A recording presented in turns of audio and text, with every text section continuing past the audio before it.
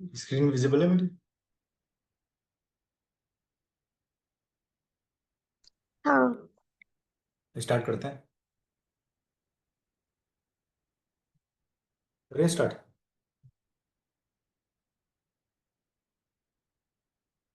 बताइए। हाँ जी। Question number 12।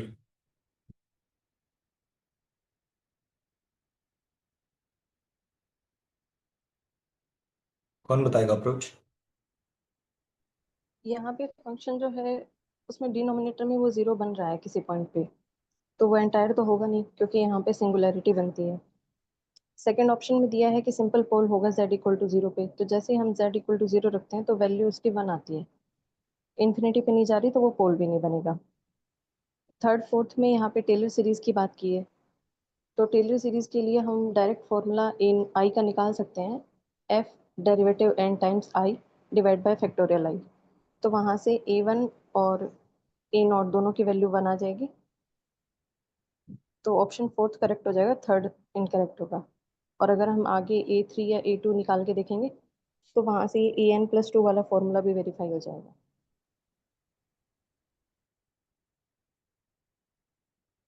किसी को डाउट है कोई?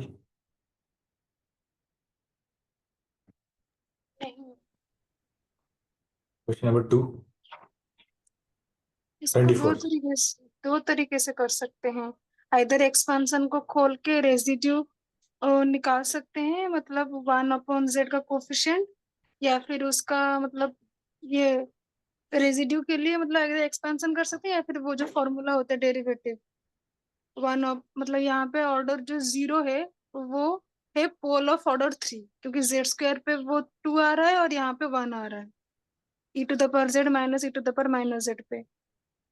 तो उसका रेसिड्यू निकलने का formula one upon two factorial limit z tends to zero d square upon d z square z q into f of z. उस तरीके से भी कर सकते हैं, या फिर उसका एक्सपेंशन खोल रहा है। थी एक्सपेंशन खोल के वो ज्यादा इजी है, क्योंकि डेरिवेटिव सेकंड डेरिवेटिव निकालना इसका थोड़ा डिफिकल्ट है। तो हो जाएगा, ऑप्शन फोर आ रहा था। हाँ, हेलो। एक्सपेंशन अगर से किया है। एक्सपेंशन के नहीं करेंगे तो e to the power z ऊपर लेंगे तो z square by e to the power 2z minus one नीचे आ जाएगा। अगर उसको डेरिवेटिव करेंगे तो आ जाएगा, क्योंकि e to the power z को सिंगुलरिटी नहीं है। इधर नहीं, ऊपर e to the power z क्या लिखा। बोल रहे हो आप? मैं बोल रहा हूँ e to the power z by z square into e to the power 2z minus one. देखिए ऊपर वाला फंक्शन सिंगुलरिटी नहीं है, नीचे वाला का सिंगुलरिटी है। नीचे वाला का डेरिवेटिव करेंगे तो आ जाएगा p बाई क्यू डैश।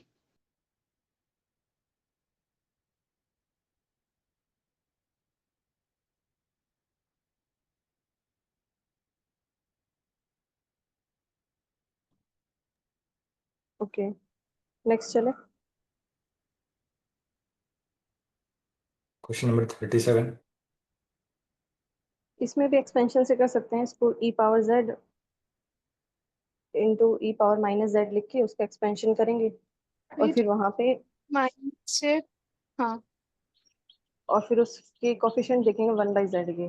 तो डायरेक्ट हर टर्म इस टाइप से आएगी, जैसे जेड और वन बाई जेड का जो कोफिशिएंट है वो one by factorial zero factorial one plus one by factorial one factorial two फिर फैक्टोरियल टू फैक्टोरियल थ्री, इस टाइप से बनता जाएगा। तो यहाँ पे ऑप्शन सी करेक्ट हो जाएगा जब इसका फॉर्मूला खोलेंगे, e power z into e power minus Z.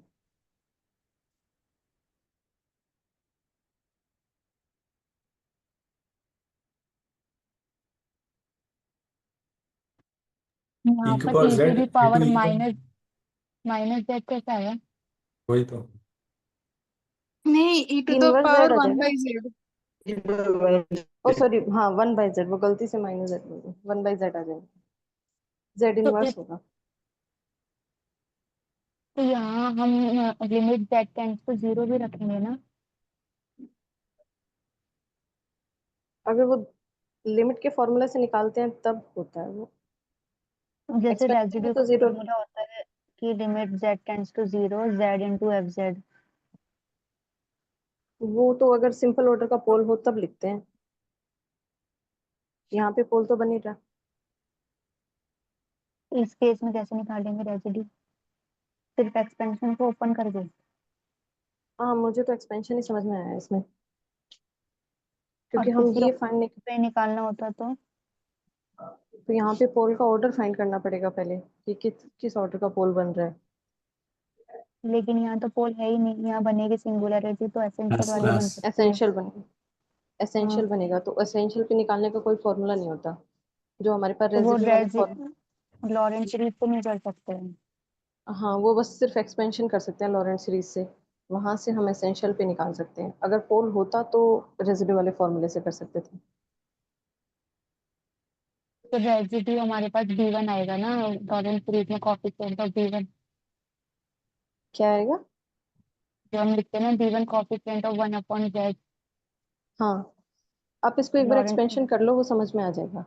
ई पावर जेड का हमारे एक्सपेंशन करें, हाँ, तो वो क्या बनेगा, 1 + z + z² by factorial 2 and so on.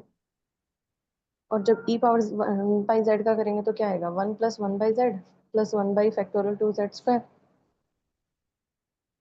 ऐसे ही आगे चलता जाएगा। अब हमें चाहिए 1/z, तो 1/z कब हो सकता है, अगर हम पहली वाली टर्म को 1/z से करें, फिर z को 1/z² वाली से करें, ऐसे जो z² वाली आएगी उसको z³ वाली से करें।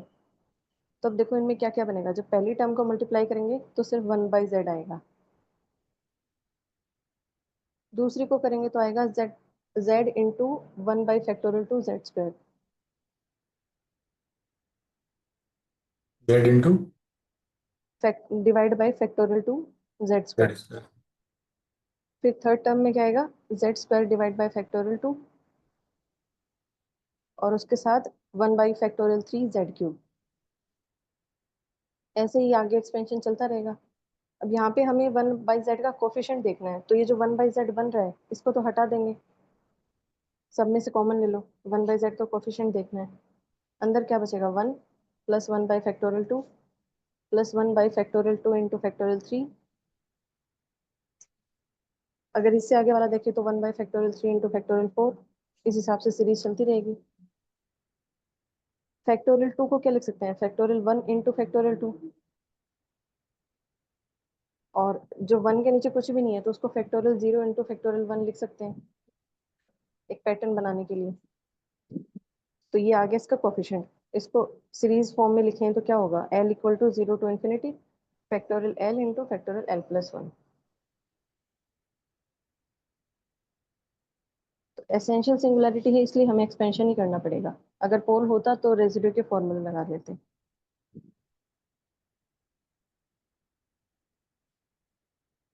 इसमें किसी को डाउट है कि कोई कंफ्यूजन हो?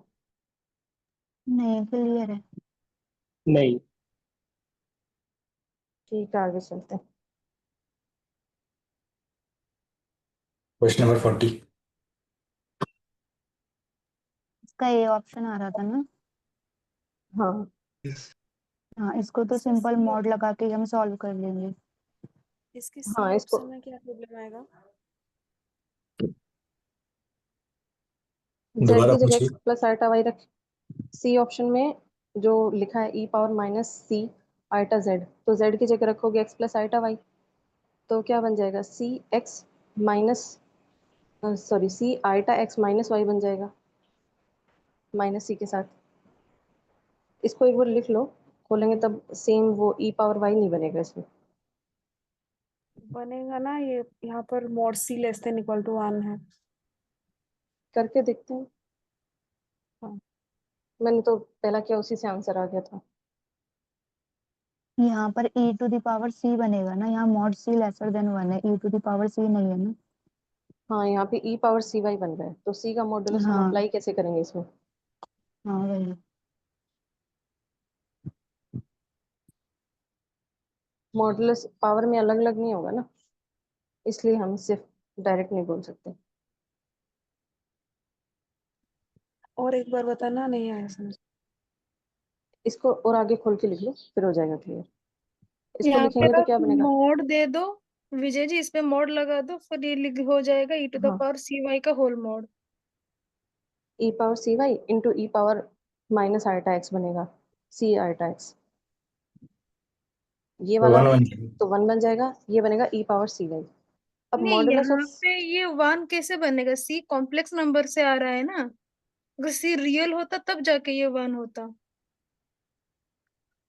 तो यहाँ पे जो रियल नहीं है ना, ए प्लस आई भी आ जाएगा ना सी।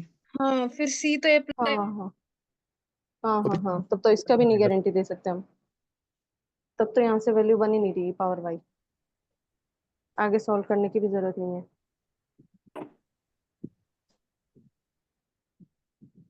हमें तो e पावर वाई लेके आना था ना राइट हैंड साइड में, वो बन नहीं रहा। हाँ और फर्स्ट वाला मैम ऑप्शन करते अगर तो उसमें डायरेक्ट मैम अगर हम माने कि सी यहाँ पे कॉम्प्लेक्स नहीं है, अगर मान लो क्वेश्चन आया सी रियल है, तो क्या ट्रू होगा? नहीं, तो भी e पावर cy बचेगा। अगर c रियल से हुआ तो c आइटा x का जो मॉडुलस होगा एक्सपोनेंशियल में वो 1 हो जाएगा। नो मैम, फिर जैसे कंडीशन दी अपने को मोड सी लेस देन 1, तो अगर हम दोनों तरफ y से मल्टीप्लाई कर दें तो मोड सी वाई लेस देन वाई आ जाएगा, तो e की power c Y less then e की पावर वाई।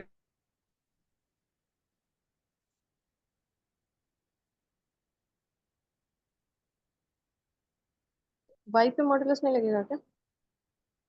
पर y तो रियल नंबर होगा। हाँ, तो भी y पे तो मॉडुलस तो होना चाहिए ना फिर भी।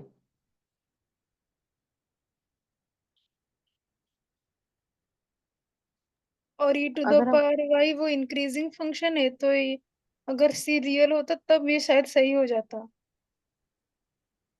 वहाँ पर आ जाएगा ना, only modulus f y less than e to the power modulus e to the power minus a x plus b y आ जाएगा।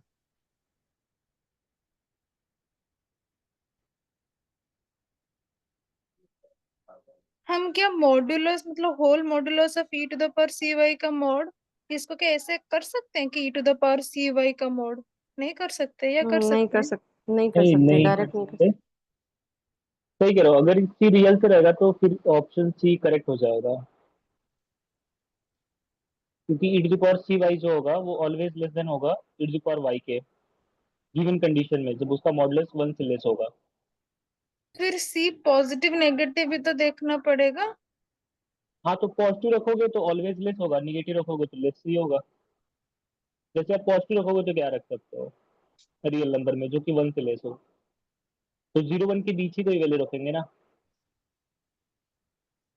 हाँ, और इंक्रीजिंग फंक्शन है तो हमेशा मॉडुलस c से मल्टीप्लाई करेंगे तो भी वो कम ही वैल्यू रहेगी। y भी तो अगर c नेगेटिव हो सकता है। वाई भी नेगेटिव हो सकता है, मैंने तो वाई का है क्योंकि मोड सी तो पॉजिटिव ही रहेगा। y के ऊपर कोई कंडीशन दी है क्या, दिखाना एक बार। y belongs to r। हाँ, नहीं, y तो r पे ही है। हाँ, तब ये डिक्रीजिंग हो सकता है। सी ऑप्शन में हम कंक्लूड नहीं कर सकते। हाँ,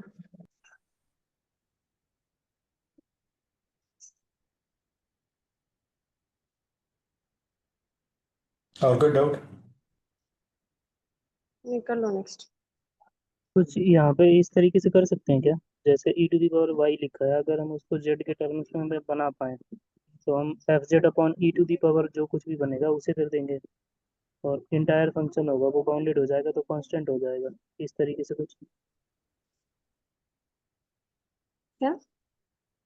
मतलब मैं ये ट्राई कर रहा हूँ कि ई टू दी पावर वाई जो लिखा है उसकी वाई की जगह पर कुछ जेड के टर्म्स में आ जाए, तो उसे हम डिवाइड कर देंगे इधर लेफ्ट में, तो f z upon e to the power z या कुछ इस टाइप से बनेगा, वो क्या होगा, बाउंडेड होगा। बाउंडेड होगा, ऐसे कर सकते हैं। इसी बार आई जेड आएगा वहां पर, माइनस आई जेड सर। और वो भी मॉडुलस में होना चाहिए ना, तभी हम उसको e पावर y लिख सकते हैं। E to the power y को modulus of e to the power minus i z लिख सकते हैं। हम्म जैसे हाँ, यहाँ पे जो लिखा था मॉड एफ ऑफ जेड, ये नहीं लेस नहीं, देन है e minus to the power y से, y इसको की ई जगह टू दी, आइटा लिख दो। हाँ e to the power y को लिख सकते हैं हम e to the power minus iota z. Minus iota z है। हाँ हाँ, माइनस आइटा सेट होगा और मॉड्यूलस पूरी एक्सपोनेंशियल पे आएगा, सिर्फ ऊपर वाली वैल्यू पे नहीं आएगा। अब इसे डिवाइड करा हाँ देंगे हम पूरे उधर। पे।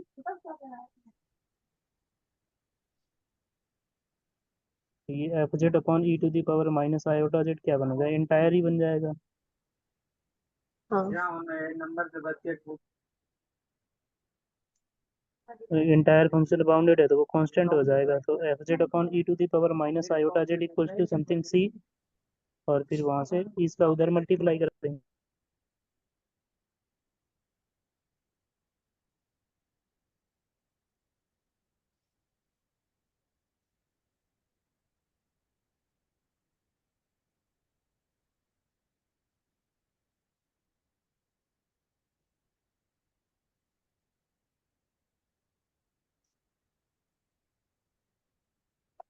तो इसके बाद क्या बोला आपने? ये एफ जेड के अपॉन में e to the power minus iota z आएगा, f z upon e to the power minus iota z total का मॉड।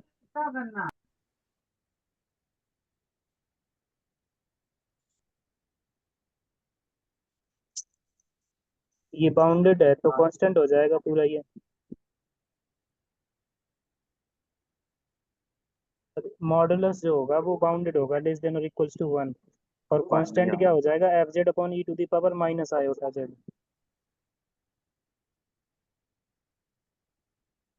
हाँ तो उसको तो सी ले लेते हैं। पहला वाला ही फंक्शन तो बन रहा है।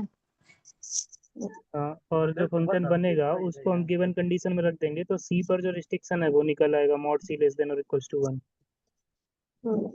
हाँ मतलब ये ऑप्शन के बजाय डायरेक्ट करने का मेथड होगा। ये अच्छी अप्रोच है कि अगर ऑप्शन में कहीं स्टक हो रहे हो तो हम डायरेक्ट।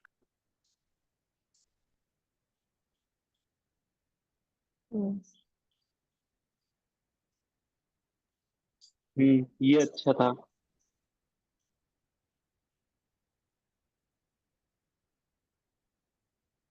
नेक्स्ट करें। हाँ क्वेश्चन नंबर 11।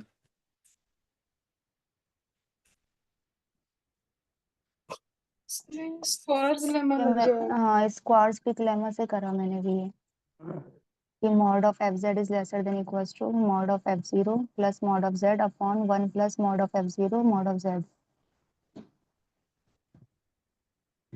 मैंने इसमें एम जेड अपॉन आर वाला स्क्वायर जिग्मा का फॉर्मूला लगाया था कि बाउंडेड है 1/2 से, तो एम की जगह आ जाएगा 1/2, आर की जगह रेडियस 1 का यूनिट डिस्क लिया है तो आर की जगह 1 आ जाएगा, तो एम अपॉन आर की वैल्यू 1 हो जाएगी, तो वहां से f z less than equal mod of z आ जाएगा। लास्ट स्टार्ट हो जाए।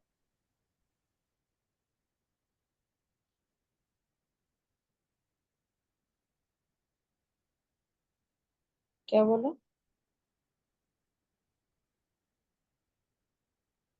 रिपीट करना है क्या? तो इसमें कौन सा ऑप्शन ट्रू होगा फिर? इसमें फर्स्ट सेकंड थर्ड तीनों ही हो जाएंगे। जो जेड से, सॉरी Z/2 आएगा ना वहाँ पे M/2। हाँ हाँ तो जो जो आप Z बता बाई, रहे हैं उससे सेकंड वाला हो जाएगा ट्रू।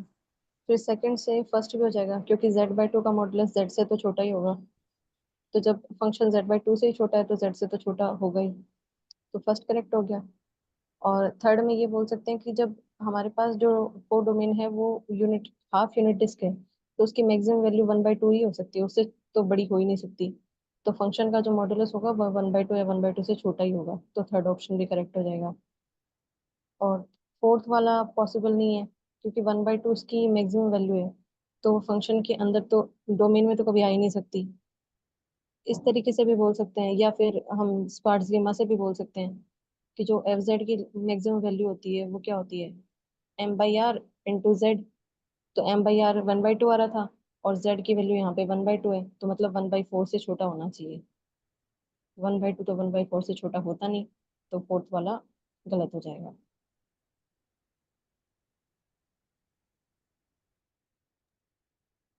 यहाँ जो एम निकलता है वो हमारा रेंज से निकलता है या कोड मतलब कोडोमेन से? हाँ कोडोमेन से, कि उसकी रेंज फंक्शन किस नंबर पे बाउंडेड है, ज्यादा से ज्यादा फंक्शन किस पे जा सकता है, तो 1/2 से जा सकता है हाफ यूनिट डिस्क में। तो फंक्शन तो बाउंडेड हो गया 1/2 से। और जो आर होती है, हाँ मैं वापस बोल रही हूँ उसको, हमारे पास जो स्क्वार्ट्स लेमा होती है उसमें अगर फंक्शन को देखना है तो वो बाउंडेड होता है mz/r से।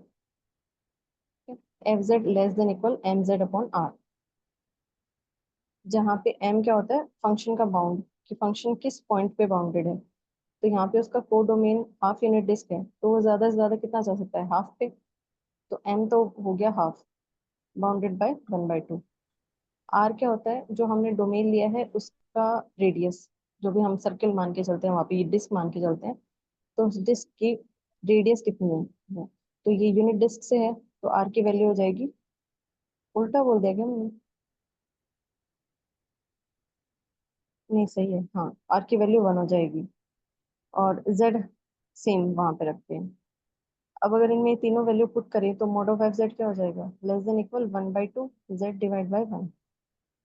तो हो जाएगा mod of f z less then z/2, Z का मॉडुलस आ जाएगा।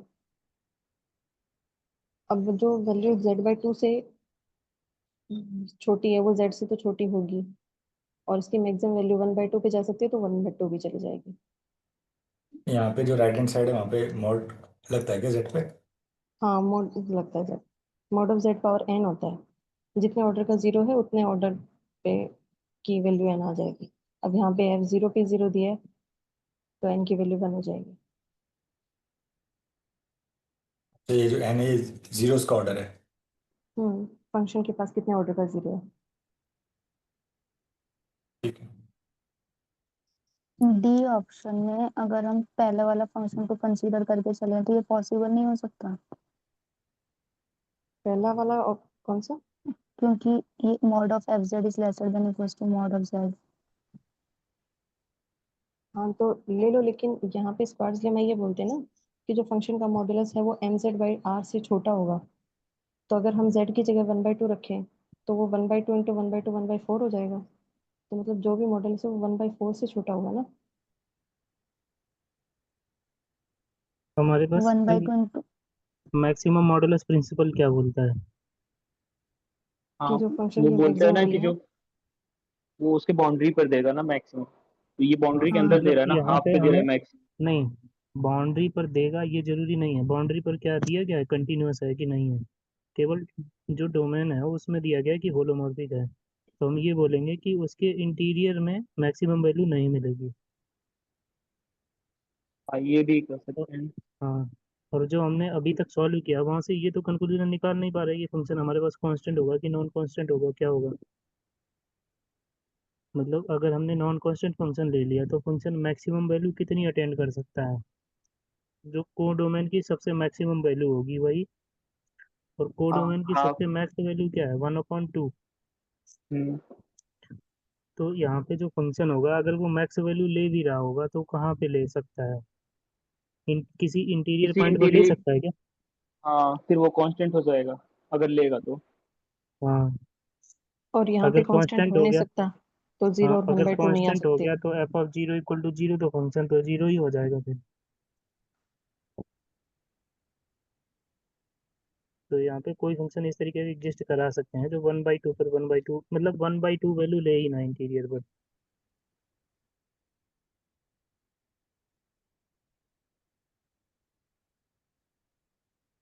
ठीक है, अभी नेक्स्ट पर चलो।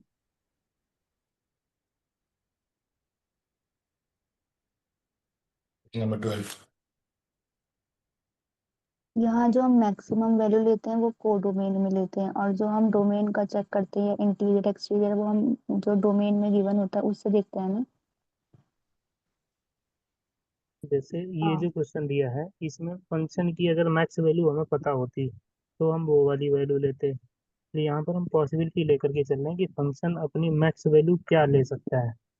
यहाँ पे ये तो हमें नहीं पता है, हो सकता है कि फंक्शन की रेंज जैसे कोडोमेन डिफाइन करी गई है मॉड जेड लेस देन 1/2, हो सकता है कि फंक्शन हमारा मैप कर रहा हो mod z less than equal to 1/4 में ही, हम्म, ये हो सकता है ना। तो यहाँ हाँ पर हम पॉसिबल मैक्सिमम वैल्यू लेकर के चल रहे हैं, वो क्या हो सकती है, 1/2। 1/2। हाँ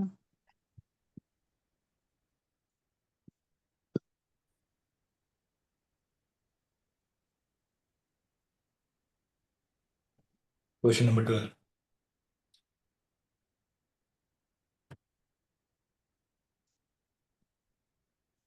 ये किसी ने किया हो तो समझा दो, ये तो मुझे समझ नहीं आया।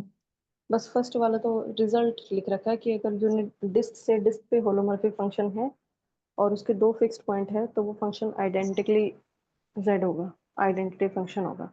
ये जो आपने बताया ये कौन सी थ्योरम है, मतलब थ्योरम इसका नहीं, रीजन? नहीं थ्योरम नहीं है, ये प्रूव किया था एग्जांपल से। मतलब अगर यूनिट डिस्क पे लेना हो तो आप एग्जांपल क्या कंसिडर कर सकते हो, जो स्टैंडर्ड बाइलिनियर ट्रांसफॉर्मेशन होते हैं उनमें फंक्शन ले सकते हैं z minus z not divide by 1 minus Z Z not का बार, ये वाला फंक्शन लेते हैं। अब यहाँ पे f of alpha equal to alpha दिया है तो जेड की जगह एल्फा कंसिडर कर लेंगे। F of alpha equal to alpha minus z not divide by 1 minus alpha z not bar. फिर वहां से एफ एल्फा की वैल्यू एल्फा आ जाएगी। अब इसको सॉल्व करेंगे तो लास्ट में जाके जेड नॉट की वैल्यू 0 निकल रही थी। अब वो किस रीजन से हुआ था वो मुझे ध्यान फंक्शन नहीं है, यहाँ बस पे e to the power iota theta भी तो रहेगा। हाँ e पावर आइटा थीटा उसका मॉड्यूलस 1 होता है लास्ट में जाके, हाँ तो इसलिए वो डायरेक्ट भी आप ये वाला फंक्शन भी ले सकते हो। तो इसको सॉल्व करेंगे तो लास्ट में जाके जेड नॉट इक्वल टू 0 आ जाएगा और वो रखेंगे तो हमारे पास ऐसा कुछ सॉल्व करके दिखाया था सर ने कि f z equal to z हो जाता है। पर वो बहुत लंबा चौड़ा प्रोसेस लगा तो मैंने तो रिजल्ट ही याद रख लिया बस। ये इसके आगे दोनों ऑप्शन समझ मतलब नहीं आया कि रिजल्ट ये बोल सकते हैं कि मतलब एक से ज्यादा फिक्स पॉइंट आएगा तो वो identically f of z is equal to z हो जाएगा। हाँ, अगर यूनिट डिस्क से यूनिट डिस्क पे फंक्शन जाता है, एनालिटिक है और उसके पास एक से ज्यादा फिक्स पॉइंट है तो वो आइडेंटिकली जेड हो जाएगा। यहाँ उसके पास पे एक यूनिट डिस्क मैंडेटरी या फिर कोई सा भी नहीं, कोई मतलब डिस्क? कोई भी डिस्क हो, लेकिन बस क्योंकि उसके अंदर एक ही फिक्स पॉइंट हो सकता है और अगर एक और फिक्स पॉइंट की बात करें तो वो बाउंड्री पे हो सकता है लेकिन उसके अंदर नहीं हो सकता। अगर एक से ज्यादा दे रखे हैं तो वो आइडेंटिकली जेड बन जाएगा। प्रूव करते इसको ऐसा है लेकिन बहुत लंबा प्रोसीजर था तो समझ रहे हैं, जैसे बीटा के लिए प्रूव करेंगे फिर उनको इक्वल रखेंगे।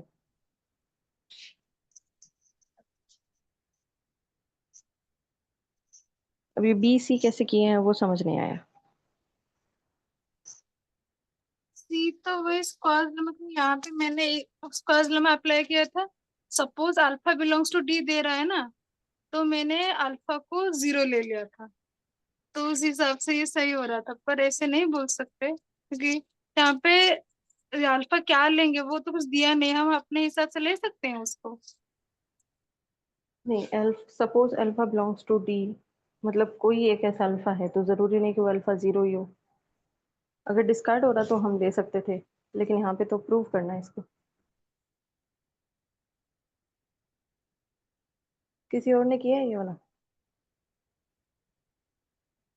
मैम ऐसे क्वेश्चन को मैंने देखा है, ऐसा भी किया जाता है कि जैसे अपने एफ जेड को एक लीनियर ले लें ए जेड प्लस बी, फिर उसमें अल्फा पुट करेंगे एफ जेड को capital A z plus b, क्योंकि ये यहाँ पे स्मॉल दिया हुआ है, तो capital A z plus capital B लिख दो, तो एफ अल्फा डालेंगे उसके अंदर कैपिटल ए, ताकि ये स्मॉल ए और ये सेम ना हो। Capital A z plus capital B, f alpha a alpha plus b is equal to alpha, और एक कंडीशन इधर से आ जाएगी एफ डैश अल्फा इक्वल 1, यानी ए की वैल्यू 1 आ जाएगी। इसका जो थर्ड वाला ऑप्शन है उसमें वही जो आपने अनीता जी फर्स्ट वाला बताया था, डिस्क पे डिस्क मैप करता है तो f z equal to z हो गया। सेम उसी तरीके से ना ये भी कॉलरी था, एक तो सर लिखवाए थे कि ये थर्ड वाला भी हो जाएगा सेम उसी तरीके से।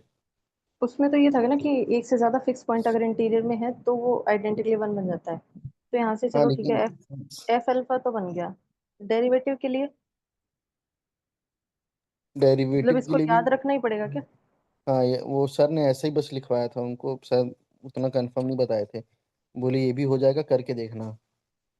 अच्छा, मतलब याद कर तो लेंगे इसको हम जो लोग भी को होगा। सॉल्व करना पड़ेगा और कुछ नहीं। वही जो डिस्क से डिस्क मैप करना है उसका फंक्शन बनाएंगे, फिर उसको सॉल्व करेंगे। ठीक है, कौन सॉल्व करेगा, हम तो याद ही रख लेंगे। लेकिन ये तो बात तो वही हो रहा है ना, जैसे फर्स्ट ऑप्शन है f z equal to z हो जा रहा है, तो हम्म ये भी सी ऑप्शन में भी यही बोल रहा है, डिक्स से डिक्स मैप हो रहा है।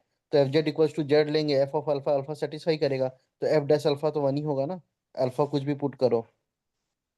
हम्म तो उस तरीके से भी तो हो जा रहा है ना, ए से सी डायरेक्ट। अगर ए सही है तो सी भी तो सही होगा, क्योंकि जब F hmm F of Z identity बन रहा है तो एफ डैश अल्फा वन ही आएगा ना हमेशा। हाँ, पर बस ये है आप कि उसमें 2 पॉइंट दे अपोजिट रखे थे, सोच अल्फा रहे हो बीटा। क्या? हाँ, ये आप सोच बोल रहे हैं कि उल्टा रहे एफ हो। अल्फा इक्वल टू अल्फा, हाँ, एफ डैश अल्फा वन आ रहा है तो एफ जेड जेड के इक्वल होगा, ऐसा होगा कि नहीं, जरूरी वो तो पूछ रहे हैं। जरूरी तो नहीं है ये सर, मतलब दूसरा तरीके से भी तो हो सकता है। जैसे एफ हाँ जेड मतलब अगर जेड के जेड, इक्वल है ना।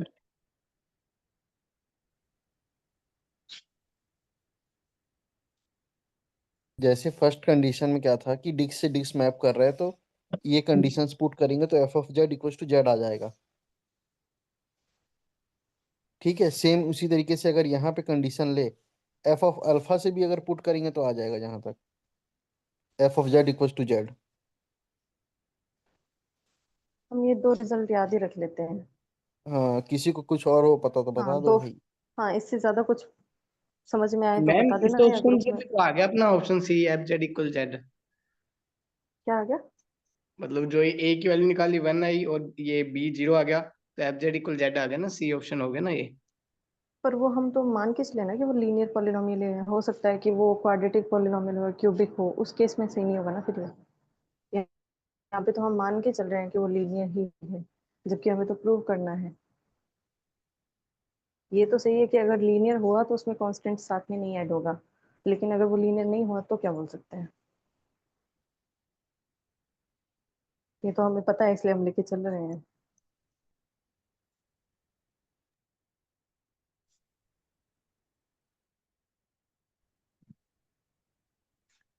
सेकंड ऑप्शन वाला बी। कैसे किया? डिस्क से अपर हाफ पे कोई बाइजेक्टिव फंक्शन मैप हो सकता है क्या?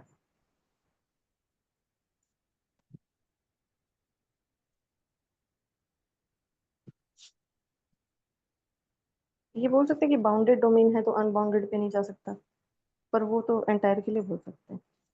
ई की पावर जेड लेंगे तो कैसे होगा?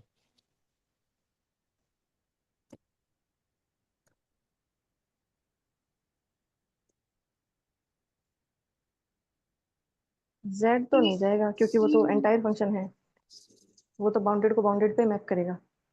ये तब हो सकता है जब या तो ये उल्टा होता है ना, वो कि अगर फंक्शन यहाँ पर पूरा इसका सी कवर इनवर्स करता हो फंक्शन ले एंटायर हो, सकते हैं। या दूसरी पॉसिबिलिटी है कि उसके पास एसेंशियल सिंगुलैरिटी हो, तभी वो ये कवर तो कर सकता इनवर्स है। प्रॉपर्टी है ना, ये भी तो यूज हो जाएगी ना, उसमें सॉल्व करेंगे। हम लोग पढ़ते हैं, जो एच प्लस इंटीरियर को मैप करता है तो उसका इनवर्स निकालेंगे जब मैपिंग, हम्म उस तरीके से। इनवर्स मैपिंग से। हाँ, अपर हाफ से यूनिट डिस्क में जाता है। हाँ, हाँ ये बोल सकते हैं हाँ, वही वही चीज यूज हुआ है, हाँ। कि अगर हमारे पास कोई फंक्शन है जो अपर हाफ से यूनिट डिस्क में जाता है और वो 1 1 ऑन 2 भी होता है, तो उसके इनवर्स इमेज भी डिफाइन हो सकती है।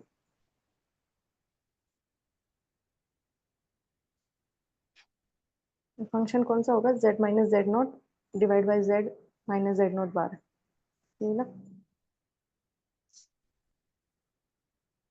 हाँ, ये जो ई पावर, इमेजिनरी पार्ट हाँ, वाला होता है। ई पावर आइटा थीटा मल्टीप्लाई में आ जाएगा, वो चाहे लगाओ ना लगाओ तो भी सेटिस्फाई करता है। ये ये कैसे बताया, एक पूरा बार बताना फिर क्वेश्चन से। ये ये पूरा जो, क्वेश्चन बाइलिनियर ट्रांसफॉर्मेशन का है ना? हाँ, जो 4 स्टैंडर्ड ट्रांसफॉर्मेशन होता है ना, जो पहला होता है अपर हाफ से यूनिट डिस्क पे जाता है, उसका स्टैंडर्ड फॉर्मूला यही होता है, f z equal to e power iota theta z minus z not divide by z minus z not bar. ये स्टैंडर्ड ट्रांसफॉर्मेशन है जो अपर हाफ से यूनिट डिस्क में जाएगा। अब हमें निकालना है कि डिस्क से अपर हाफ में जाना चाहिए। ये जो ट्रांसफॉर्मेशन होते हैं बाइलिनियर, ये चारों के चारों 1 1 ऑन 2 होते हैं, मतलब उसका इन्वर्स एग्जिस्ट कर सकता है, सॉरी करता ही है इन्वर्स पूरा। एग्जिस्ट। तो इन्वर्स एग्जिस्ट करता है तो हम इसका एफ इन्वर्स निकाल सकते हैं। तो वहां से भी ट्रांसफॉर्मेशन होगा क्या वो नहीं पता, लेकिन एग्जिस्ट तो कर ही सकता है, हमें तो सिर्फ एग्जिस्टेंस देखनी है।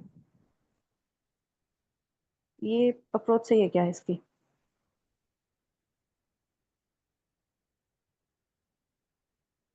यहाँ पे बोला था डज नॉट एग्जिस्ट, तो ये गलत हो जाएगा कि एग्जिस्ट कर रहा है। इसका आंसर है क्या, ए सी है या ए बी सी है? ये इसका यही होगा, जो बी वाला तो रॉन्ग हो जाएगा, हाँ ए और सी, क्योंकि ये बाइजेक्टिव बोल दिया है ना, तो इनवर्स तो हाँ एग्जिस्ट होगा ही चाहे जैसे करो।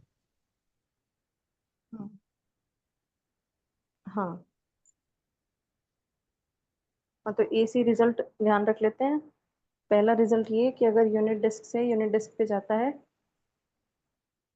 और दो फिक्स्ड पॉइंट हैं, तो उसके पास वो आइडेंटिकली जेड फंक्शन होगा।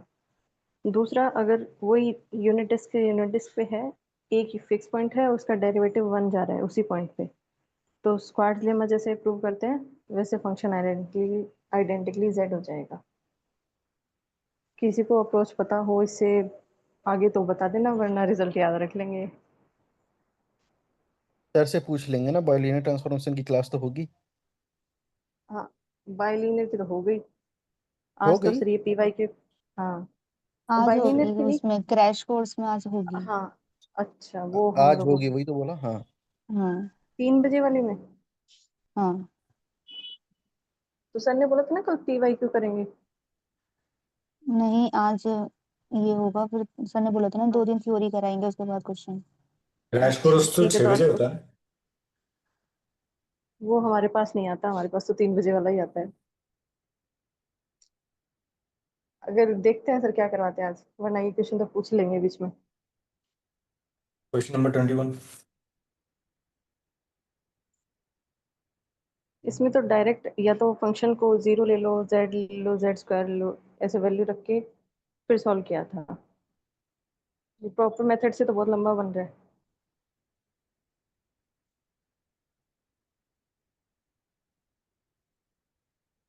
किसी ने और कोई तरीके मैंने से किया था या फंक्शन लेके किया था? मैंने इस तरीके से किया था, जैसे यहाँ पे दिया है जी जेड, हमारे पास फंक्शन है Z-Z1 Z-Z2 Z-Zn तक। तो एक बार को ले लिया Z-Z1, इतना ले लिया, उसके लिए सॉल्व कर लिया। तो वहाँ से जो मिला था, लास्ट में यही मिला था, P(Z1) इक्वल्स टू F(Z1). फिर दूसरी हम्म। बार G(Z) इक्वल्स टू मैंने Z-Z1 और Z-Z2 ले लिया। तो वहाँ से कुछ इस टाइप से पॉलिनोमियल बन रहा था कि Z की जगह अगर हम Z रहे थे तो F(Z1) आ रहा था, और Z की जगह अगर Z2 रख रहे थे तो वो F(Z2) के इक्वल आ रहा था। बाकी जैसे गिवन है यहाँ पर कि f be a holomorphic function in an open neighbourhood of d closure and define. मतलब एफ जो फंक्शन दिया गया है क्या है, ये तो हमें नहीं गिवन है, पॉलिनोमियल है कि पॉलिनोमियल नहीं है, केवल होलोमॉर्फिक गिवन है। तो जो ऑप्शन ए में लिखा है कि पी इज ए पॉलिनोमियल, जैसे आज जो पी जेड आ रहा था वो एफ ऑफ जेड के टर्म्स में आ रहा था, तो वहां से हम पी जेड पॉलिनोमियल होगा कि नहीं होगा हम नहीं बोल सकते। फिर थर्ड है कि P is a rational function, ये भी नहीं बोल सकते। तो केवल फोर्थ ही ट्रू आ रहा था दो केसेस में मेरा। या तो एफ ऑफ जेड पे कंडीशन दी गई हो कि एफ ऑफ जेड हमारा का फंक्शन है।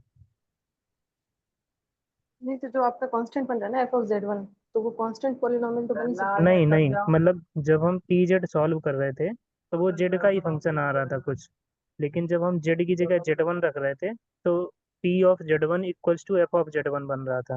हाँ, तो जो f(Z1) है वो जैसे कोई कांस्टेंट टर्म है ना, z एक का वो फंक्शन लिखना, थोड़ी। एक पॉलिनोमियल लिखना, p of z equals to f of Z1 into में Z-Z2 whole upon Z1 - Z2 plus, नहीं यहाँ नहीं, ऊपर, हाँ, F of Z2 into Z-Z1 upon में Z2 - Z1।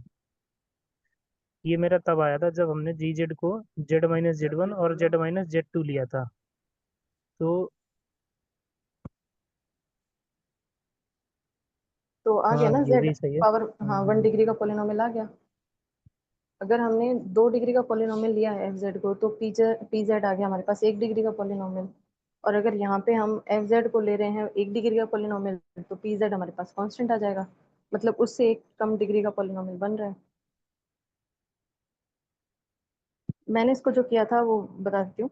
यहाँ पे एक अप्रोच तो ये है कि डायरेक्ट एफ जेड को जीरो ले लो, क्योंकि यहाँ पे होलोमॉर्फिक फंक्शन बोला है। तो डायरेक्ट एफ जेड जब जीरो लेंगे तो पी जेड हमारे पास क्या बन जाएगा, 1/2 पाई आइटा इंटू जीरो, तो कंप्लीट जीरो हो जाएगा।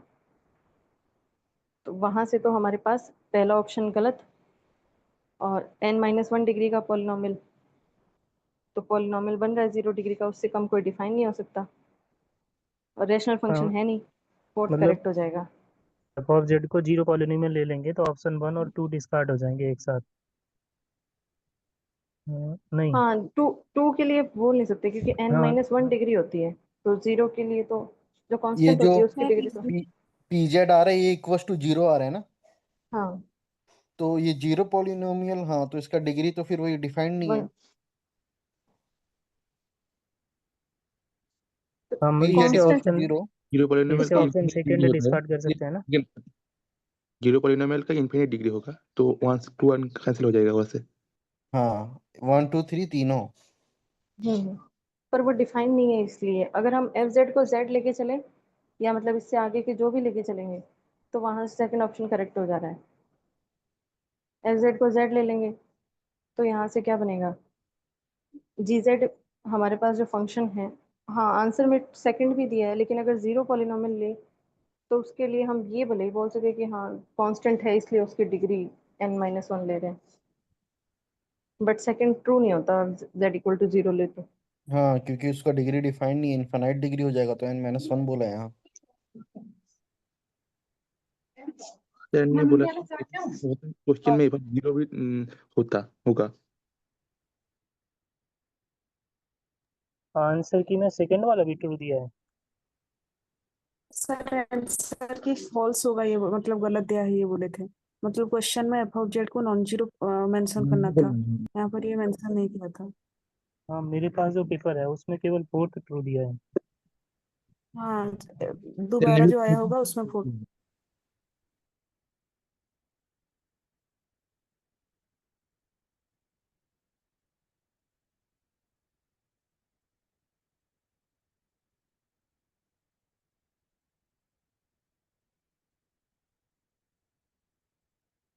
Question number 29।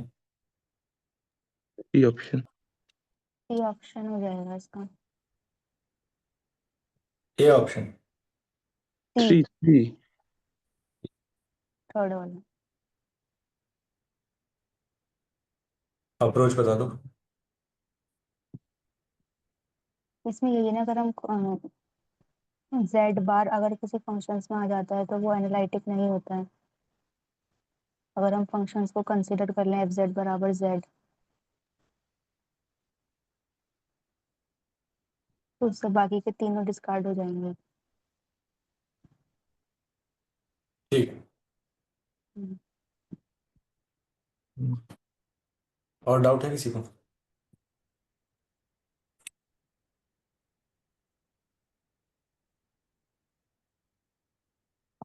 नहीं। मीटिंग एंड कर दूं? हाँ।